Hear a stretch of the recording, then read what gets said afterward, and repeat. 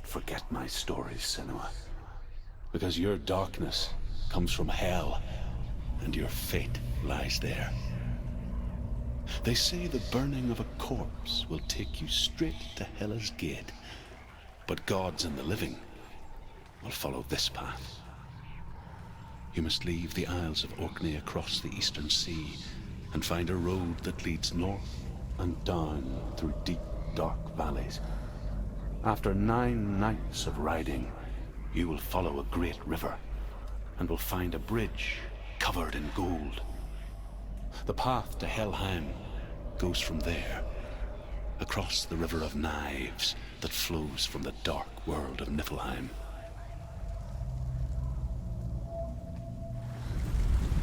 The Northmen speak of 9 worlds. The world of men they call Midgard.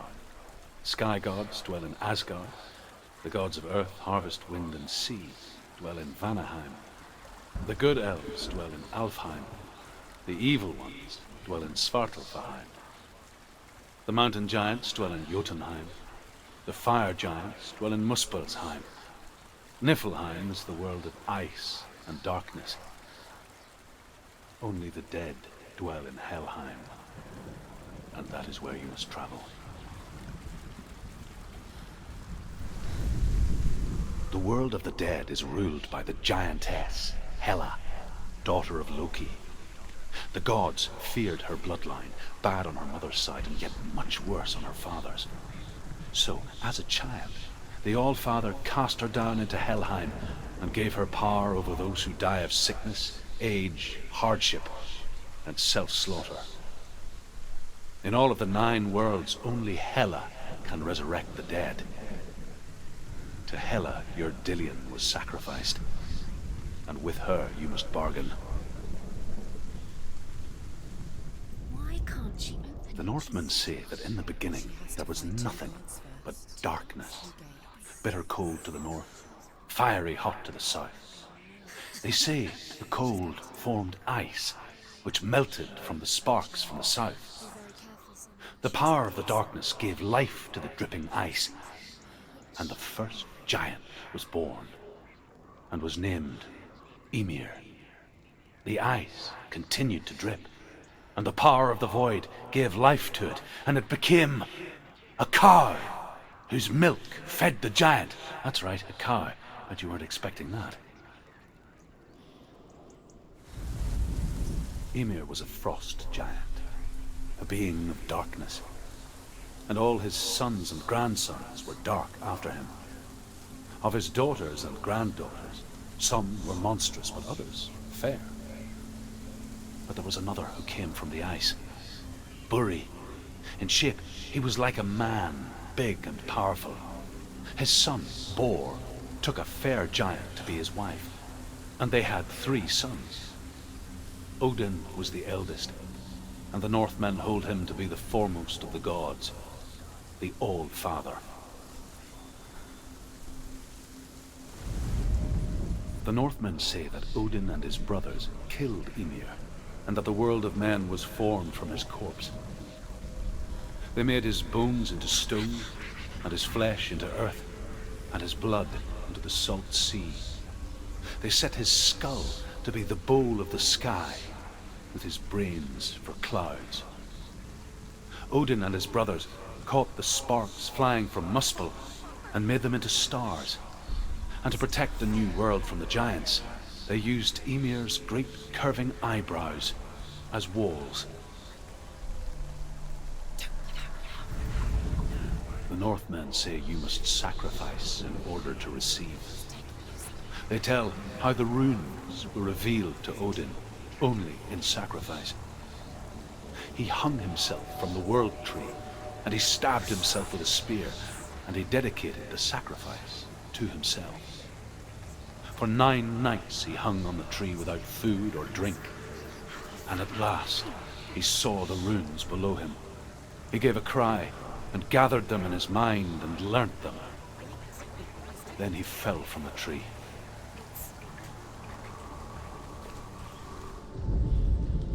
The Northmen say that Odin is always in search of knowledge and wisdom and magic.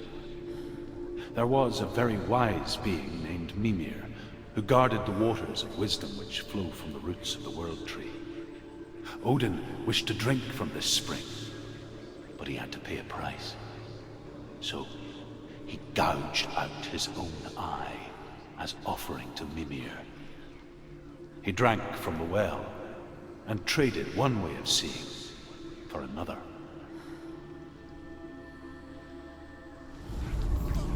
The Northmen say that Odin has two ravens. Their names are Thought and Memory, and each day he sends them out to fly all across the world. Upon their return, they perch on his shoulders and tell him everything they have seen and heard. In this way, he learns of things far and wide, and for this reason, he is called the Raven God. Senua, like Odin, you must seek wisdom through thought and memory if you are to succeed in your quest. The Northmen tell this story. Before the earth was created, there was a world called Muspel. Because it was in the south, it was bright and hot, flaming, burning. Sparks that flew out from Muspel became the stars. Other sparks melted ice in the frozen world of Niflheim, creating the body of the first giant, Ymir. Muspel is one of the 9 worlds, and is now the land of the fire giants, and people from elsewhere cannot endure a journey there.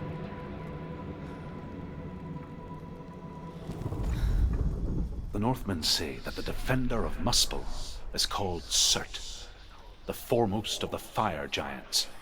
His name means the Black One, because he is like something burnt. The Northmen believe that he sits at the border of Muspel with his flaming sword, and at the end of the world he will leave his post. He will travel to Asgard and Midgard, waging war against all the gods. He will be victorious, and then burn the whole world with fire. The Northmen believe that the world will be destroyed someday. They call it Ragnarok, the destiny of the gods. Asgard will be attacked by Surtr and the fire giants. A monstrous wolf will swallow the sun, and the gods will fight in vain against their enemies.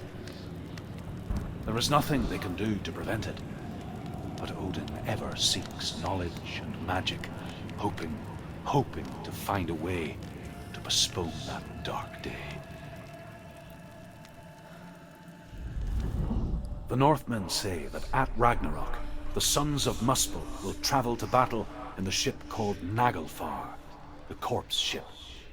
And when the sons of Muspel leave the ship and ride to battle, it will be as though the sky had split open, and Surtr will lead them. Wherever he goes, flame will erupt before him, and fires will burn behind him. The Northmen say that what we see as a rainbow is the bridge that goes from the world of men to the world of the gods. For now, they say the frost giants and the mountain giants cannot cross it. But they say that when Ragnarok comes, not a thing in this world will be safe. The rainbow bridge will break under the onslaught of the fire giants riding on flaming steeds. Senua, I have seen the fire of Surtr spread far and wide, and to our lands. Ragnarok is coming. However you come to the gold-covered bridge that leads to Hell, you may find it guarded by a giantess. She will ask your name, she will ask your lineage, she will ask your business. The Northmen tell of the warrior woman Brynhild, who leapt into fire and rode to Hell to join her slain love Sigurd, and is challenged by the giantess. Hela possesses large dwelling places in Helheim. Tall are her walls, high are her gates. The name of her dish is hunger. Her knife is famine. On her threshold all will stumble. Her bed is called sick bed, and her bed hangings are called flames of a funeral pyre. They say she is easy to recognize, half black and half the color of flesh, and her face, menacing and grim. The Northmen tell of a great hero. His name is Sigmund. His father's hall was built around a great tree, and one day, Odin comes and thrusts a sword into the tree, a gift to whomever can release it. Many try, but the sword only comes out at Sigmund's touch. His brother-in-law, King Siggeir, wants it, but Sigmund refuses it, so King Siggeir plots revenge. He invites Sigmund and his brothers to a feast, but when they arrive, they are met with an army, not a warm welcome. King Siggeir captures Sigmund and his brothers, steals his coveted sword, and readies them for execution. Death for Sigmund and his brothers seems certain. But the king's wife is Sigmund's sister, and she begs for mercy and implores the king to chain them up instead. He agrees. Not for mercy, though, but because he plans an even more cruel and lingering death. Chained to a tree in the forest that night, a she-wolf comes and devours one of Sigmund's brothers. She returns, ravenous, night after night, until only Sigmund is left. The next day, Sigmund's sister sends a servant with honey to smear on Sigmund's face. But to what end? Well, that night, when the she-wolf appears again, you'll never guess what happens. As the she-wolf licks the sweet honey from Sigmund's face, he bites the wolf's tongue. The she-wolf pulls away, but Sigmund holds on. The chains break, and he is free. After his escape, Sigmund lives like us, hidden in the forest. His enemy, King Siggeir, believing him dead, as his sister plots revenge. And for vengeance to succeed, even the great Sigmund needs help. So she sends her sons to him. But their blood is weak and corrupted, and they're put to death by Sigmund. So his sister hatches a new plan, one that is cold of heart and pure of blood. Sigmund's sister trades shapes with a sorceress, and in disguise, she lies with her own brother. She gives birth to a son named Sinfjotli. After a time, she sends him to the forest to Sigmund. He tests the boy and finds him strong and fearless, and so they go to take their vengeance on King Siggeir. But luck is not on their side. They're captured, and Siggeir has them buried alive. As Sigmund and Sinfjotli are being buried alive, Sigmund's sister throws an armful of straw into the grave mound. Hidden in the straw is Sigmund's sword, the gift of Odin. They cut their way out of the grave mound and set fire to Siggeir's hall. The king burns to death. Sigmund calls to his sister to come out so that she may live and be honored. She does come out, but only to tell him the truth. That she had slept with him, her brother, to beget a strong avenger. I am not fit to live, she says, and walks back into the fire. Strike vengeance from your heart, Senua, as there is always a heavy price to pay. And here is the end of Sigmund's story. He was a fierce and great warrior who fought many battles. But one day, an old man came onto the battlefield. Although shadowed by a hood, Sigmund saw that he only had one eye. The man raised his spear, and Sigmund struck at it with his sword, but the sword shattered into pieces. Sigmund then knew that this was Odin, and thus that victory could not be his. He bowed his head and accepted his end. Dying, he tells his wife that she is with child, and that her son will one day make a great weapon out of the fragments of his sword. The sword named Gram. Senua, you remind me of a story that the Northmen tell about a young woman warrior. Her name is Hervor, the daughter of a berserker born after he was killed. She is a wild, willful child who teaches herself to fight with weapons. When she learns where her father is buried, her only desire is to reclaim the treasure buried with him, but above all, the sword, Tyrving. Hervor disguises herself as a man to join a band of warriors, and soon becomes their leader. When they come to the island where her father is buried, her men do not want to go ashore.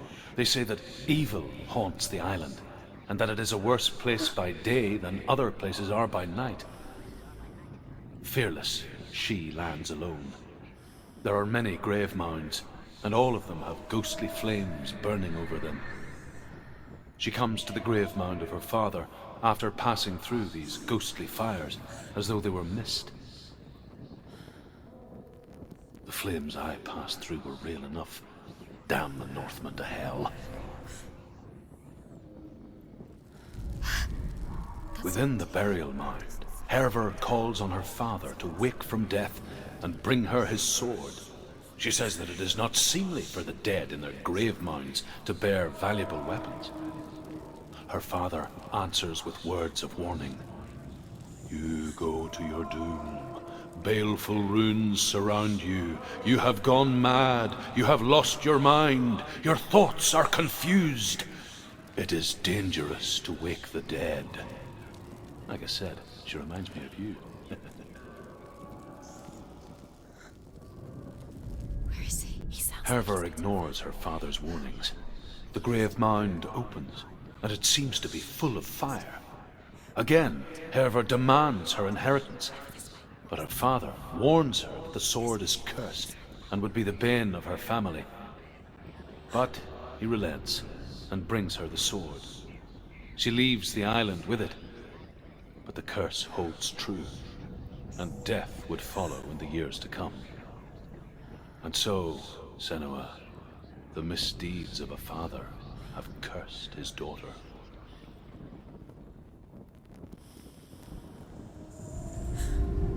The Northmen tell this story about the death of Baldur. It begins with dark dreams. Night after night, Baldur dreams of his own death, and the gods fear for his life. So Baldur's mother makes everything in the world: fire, water, iron, stone, earth, wood, beasts, birds, serpents, poison, sickness, swear an oath not to harm her son. One by one, they each make their vow. Neither weapons nor wood will injure him, Baldur's mother boasts. Only Loki, father of Hela, the mistress of death, is not amused. The gods feast and rejoice and amuse themselves by throwing spears and stones at Baldur, striking at him with sword and axe. But he comes to no harm, whatever they do. The gods never cease to wonder at this great marvel. But Loki shapes himself into a woman and asks Baldur's mother, "Is it really true that all things promise to keep him safe?" Do you remember the one "I he did not struck? ask the mistletoe," Baldur's mother confesses. "I thought it was too young." Oh dear. Loki makes a dart out of mistletoe and goes to the gods as they throw things at Baldur. The blind god, Huth, was there. Loki asks him why he wasn't taking part. Ever again. Huth says, "I cannot see where Baldur stands, and even if I could see him, I have no weapon." Loki replies, "Here is a wand. I will tell you where he stands." And Huth throws the mistletoe at Baldur. It pierces through him, and to everyone's horror, Baldur is killed. this, Hood is slain. The Northmen tell how the gods mourned Balder. His body was to be burnt on his ship, but they could not manage to push it into the sea, and sent for a giantess to do it. She comes riding a wolf and has vipers for her reins. She pushes Balder's ship into the sea with such force that the ground shakes and the rollers burst into flames. When Balder's wife sees his body carried onto the ship, her heart bursts with grief, and she dies. She's put next to her husband, and the pyre is lit, sending the dead to hell. But even so, the gods cannot accept his death. The curse cannot be undone. I really loved him. Overcome with grief, the gods send Hermod to ride to hell and ask Hela to let Balder return home. All the gods are weeping, he says. Are they? Asks Hela. We shall see if he is truly missed. If everything in the world will weep for him, he shall go back to the gods. But if even one thing refuses, Balder stays with me. The gods send messengers everywhere. Weep for Balder, weep him out of hell. And everything wept. Men, beasts, earth, stone, trees, metal, everything. Except for a giantess they found in a cave. Balder was never my friend, she says. Let hell keep what she has. The Northmen say that the giantess must have been Loki in disguise. The Northmen tell how the gods punished Loki for Balder's death. They captured him and took him to a cave. They fetched his 2 sons and turned one into a wolf, and he ripped his brother apart. The gods used Loki's own son's entrails to tie him down, and turned these bonds to iron, and dangled a poisonous serpent over his face, so that its venom would drip onto him. Each time the venom drips onto Loki's face, he writhes in agony. The Northmen say that is the cause of earthquakes. A reminder, perhaps, that if even gods must accept death, then so must we.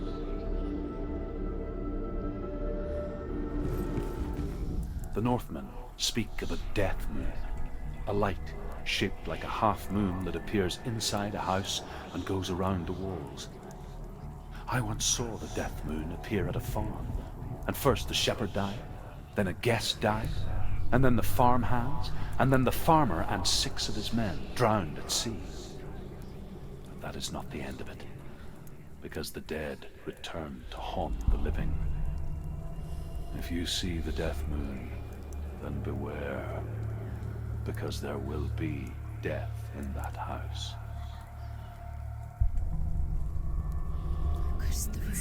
There was a Northman called Grettir, big, red-haired, immensely strong, but he was afraid of the dark. It happened one night that an undead creature came to his house to drag him outside into darkness and kill him. He resisted with every ounce of his strength. He clung to the doorframe, but it gave way, and they spilled out of the house, and the monster fell back, and the moon shone down on its ghastly face. Grettir, terrified, cuts off its head, but is cursed forever. From that moment on, wherever he was, he would see those hideous eyes staring back at him. Sometimes we allow our own fear to haunt us to our grave.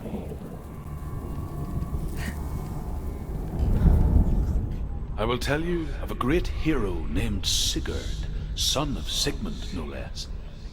Born after his father's death, Sigurd is cared for by the dwarf Rain.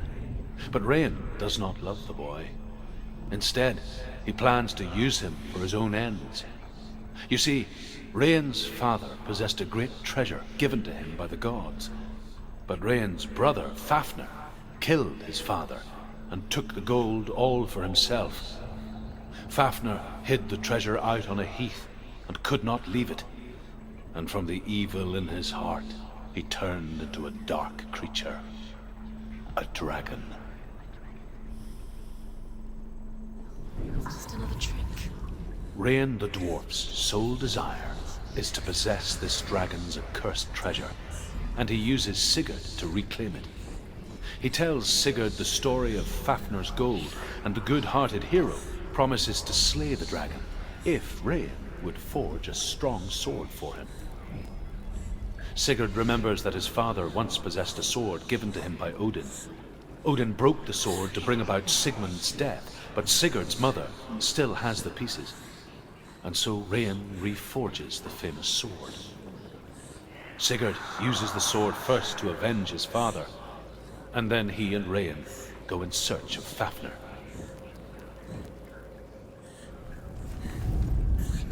The dragon Fafnir is so large and deadly that it would be impossible to kill him face to face.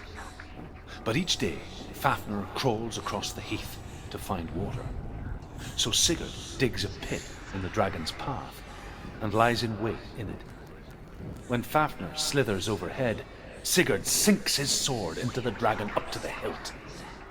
Sigurd leaps from the pit, and Fafnir sees his killer. He warns Sigurd that the treasure will lead to his death, as it led to the death of all who owned it. Sigurd replies that death comes to all men, and every man would want to be wealthy until that day. And he takes the treasure. She's got to go deeper to find the head. Although Sigurd kills the dragon, Rain wants to keep Fafnir's gold all for himself.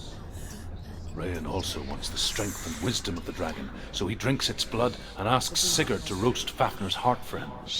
Sigurd does so, but when he touches the roasted heart to see if it is done, he burns his finger. Without thinking, he licks his finger and tastes the dragon's blood. In that moment, he understands the language of birds and hears them talk nearby. She's falling for it. Sigurd's newfound power lets him hear the birds speak, and they say, Sigurd should eat the heart himself. Rain wants Fafnir's gold. Sigurd should kill Rain before Rain kills him. Sigurd should find Brynhild the Valkyrie, who sleeps an enchanted sleep. Sigurd heeds the bird's advice. He kills Rain, eats Fafnir's roasted heart, and takes Fafnir's treasure. And he embarks on a new quest, to ride to Hinderfell and find Brynhild the Valkyrie. Her mother was built like she is. She has to. Sigurd learns that Brynhild had once disobeyed Odin, and so he had her punished, stuck her with a sleep thorn, and put her body within a rampart of burning shields. Only a man who knew no fear would ever reach her. But like me, Sigurd is fearless and passes through the flames, just as I did, and wakes the sleeping warrior girl. She teaches him the secret wisdom of runes, namely victory runes, ship runes, runes for persuasion, runes for truth, runes for healing and help, runes for perception and power. Like Sigurd, the greatest young warrior of the North, you must learn the secrets of the runes to fight amongst the gods in hell.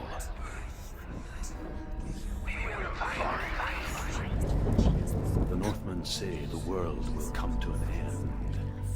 They call this Ragnarok, the destiny of the gods. First, there will be a terrible winter, 3 years long. Then, mankind will turn on itself. Brothers will fight each other to the death, and people will forget what they owe their kindred. Times will be hard. Crimes will be great. It will be an age of axes and swords. The wind will blow through abandoned halls. Wolves will walk where children played. The world will fall into ruin. The Northmen say the gods will fight their last battle at Ragnarok. Their watchmen will blow the horn that can be heard through the whole world. And Odin will speak with the severed head of Mimir, which gives him good counsel. The land of the giants will thunder with the sound of their army on the move. The gods will assemble. The dwarves will leave their stones. The frost giants will come from the east. The Midgard serpent will turn up the waves. Eagles will scream and tear at the corpses with their yellow beaks. The ship of the dead will set sail.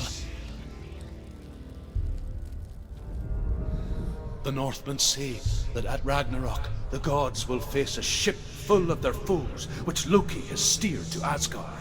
It carries the fire giants, the wolf that will eat the sun, and all kinds of dark creatures. Surtr will join them with his sword of fire. The cliffs will crash, trolls will walk the land, men will tread the road to hell, and the heavens will split open.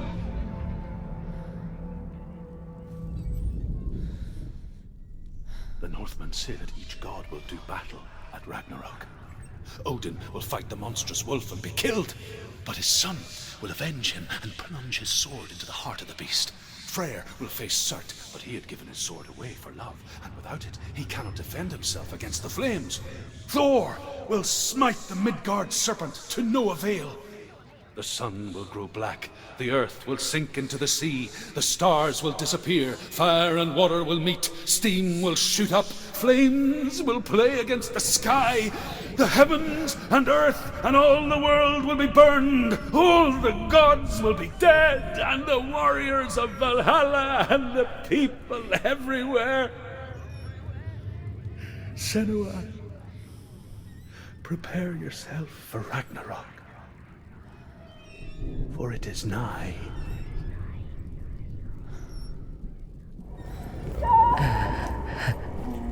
It's not like the old stories, is it? The noble warrior facing evil in search of victory and honor. Clear dividing lines. No. Oh, this place is not quite like that. It's as if it knows that true torment lies within. Memories you cannot defeat, cannot escape. This is her hell.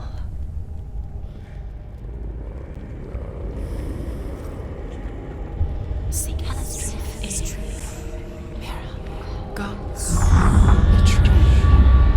Us. Unmasked. The man I was before Druth.